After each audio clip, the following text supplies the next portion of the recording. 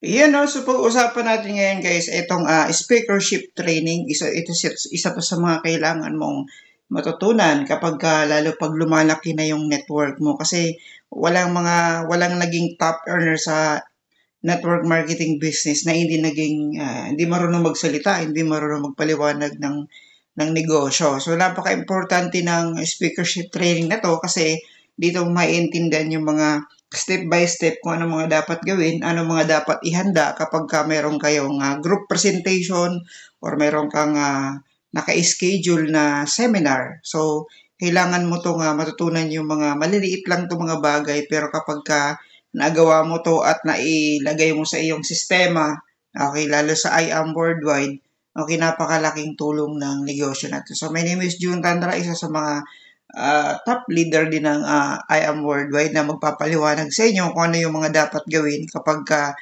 lumalaki na yung network mo, paano ba maging isang malupit na speaker. Ayan, so ngayon, so ayun yung topic natin ngayon. So kapag ikaw yung speakers, okay, ikaw yung speaker, kailangan mag-assign ka kung sino ang host, sino ang mag-present ng complan, okay, or nung buong presentation, sino yung sharer at closer. So yun yung kailangan na gawin mo, okay, para para maisagawa mo yung full seminar, no? So yun yung kailangan mong i-set up.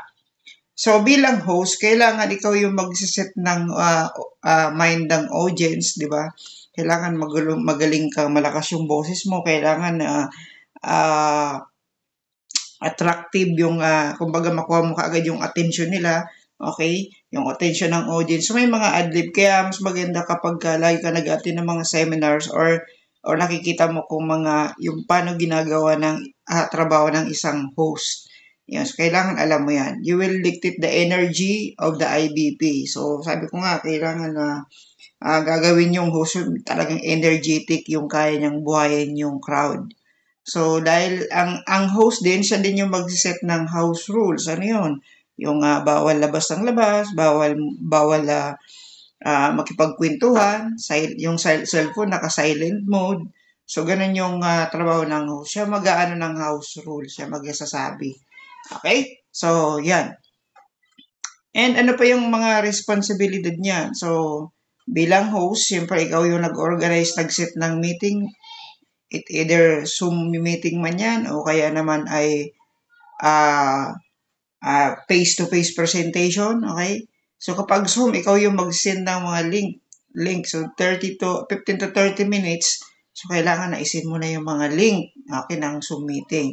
And bago natin simulan yung presentation, kailangan bilang host ikaw magpi-play ng mga videos habang sila ay naghihintay. Okay? So, offline and online. So, ganun yung ginagawa ng host.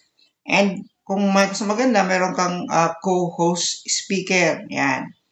So, ikaw din mag-set up ng Zoom. Yan. Kailangan naka-mute. So, upon entry and ano pa? Okay. Yung mga kailangan pa ikaw yung speaker, siyempre dapat hindi ka naka-unmute kasi baka naman salita ka ng salita tapos naka-unmute naman. So, spotlight speaker. So, importante yun bilang speaker. So, ikaw yung spotlight. So, ito yung flow. So, kailangan pag ikaw yung host, siyempre i-greet mo muna yung mga audience, explain them, okay, bakit amazing morning, tapos introduce yourself briefly. Tapos, syempre, kailangan may opening prayer and build rapport. So, importante yon. And set expectation for the invites. Yan. So, okay, mag-set ng expectation. Ano ba yung aabangan nila? Ano ba yung matututunan nila during seminar? So, yung house rule, yan, kailangan naka-mute and open cam and participate and listen question later after presentation. So, ikaw din yung magti-tee up sa speaker. So, kailangan alam mo na yung background kung sino yung speaker. So, yun yung flow, no? So, IBP speaker. So, pag ikaw naman yung magpipresent ng complan, okay, ng seminar, ikaw yung speaker, you will discuss the whole presentation. So, ikaw magpapaliwanag ng products, ng marketing plan, and you need to catch the attention of the audience. Kailangan na hindi ka masyadong seryoso, kailangan may mga ad-lib ka din, no? Okay, para hindi boring yung seminar mo. And your goal is to let them understand that this is a life-changing opportunity. Okay? So, yun yung goal mo. Ito yung mga responsibilidad ng speaker. Siyempre, dapat, okay, dress appropriately, be presentable. Wala ka naman siguro, wala pa akong nakitang speaker na nakasando. So, kailangan business attire is napaka-importante. Check your PowerPoint, dapat updated siya. And may mag-share ka ng mga testimony. Okay, yung mga testimony ng mga natulungan mo. And always be closing. So, yun yung responsibilidad ng IBP speaker. So, ito yung flow. Pag ikaw yung speaker, ito yung flow. Siyempre, introduce yourself briefly. So, magbibuild ka muna ng rapport. Kwento mo na, hindi ka agad banat ka agad, no? So, kailangan build up rapport. Yan. And then, introduction, company profile. Yun yung unang step. Then, sunod yung products. Ano ba yung products? And insert testimony. O, pwedeng pasok mo yung sharer.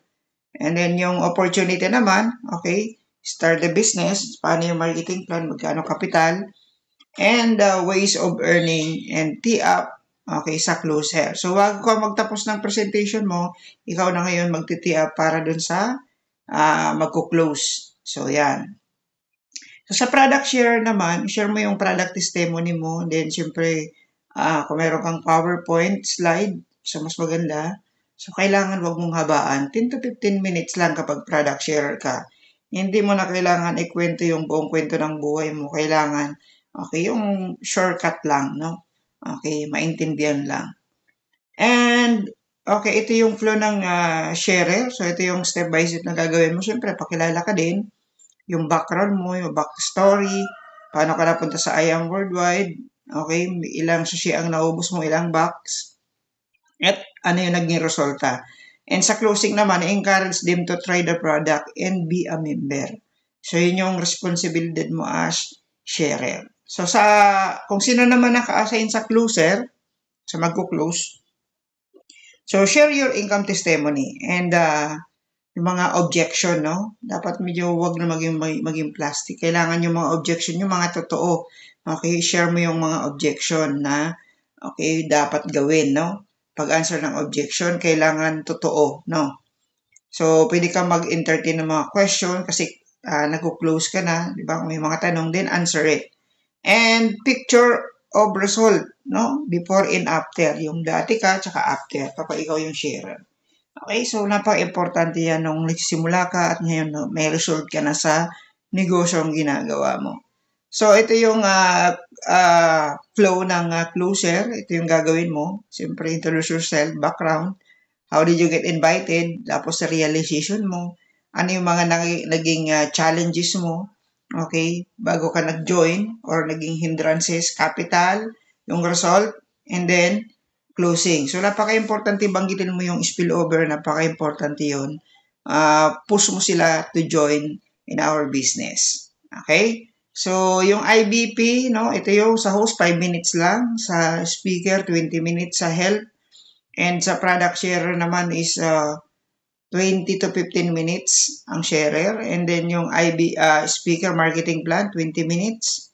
Sa closer naman, 15 minutes. So, total nun 1 hour and 15 minutes. So, yun yung maximum, no? Kailangan wag masyadong sobrang haba. Okay? So, I hope na may natutunan kayo sa ating topic. Sabi nga dito sa Bible verse ng Colossians 3:23, whatever you do, work at it with all your heart as working for the Lord, not for men. Yan. So, yan yung ating Word of God for today. So, sana may natutunan kayo dito sa ating topic. And kung nagustuhan mo ito, please like and share to your downlines. Have a great day, guys. This is Mentor June Tanra and humayo kayo at magpakarami.